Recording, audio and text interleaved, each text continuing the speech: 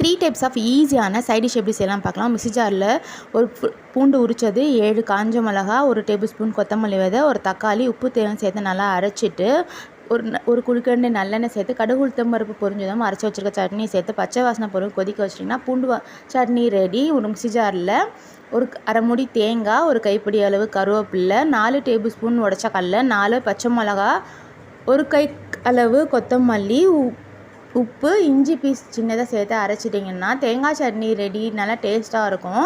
அடுத்து ஒரு வானல் வச்சுட்டு ஒரு கப்பு வேர்க்கடலை, 1/4 கப்பு கடலைப்பருப்பு சேர்த்து பொன்னிறமாக நல்லா வதங்கணும். இது நல்லா வறுத்ததுக்கப்புறம் ஒரு கைப்பிடி அளவு கருவேப்பிலை கொத்தமல்லி, ஒரு கைப்பிடி அளவு சின்ன வெங்காயம், ஒரு கைப்பிடி அளவு பூண்டு, 7 காஞ்ச மிளகா, சின்ன பீஸ் புளி, 2 தக்காளி சேர்த்து நல்லா வதங்கும் போதே ஒரு சின்ன பீஸ் இஞ்சி, உப்பு தேவையான அரை டீஸ்பூன் மஞ்சத்தூள், பெருங்காயத்தூள் சேர்த்து நல்லா குழைய வதக்கி அரைச்சிட்டு கடுகு உளுத்தம் தாளிச்சிங்கன்னா வேர்க்கடலை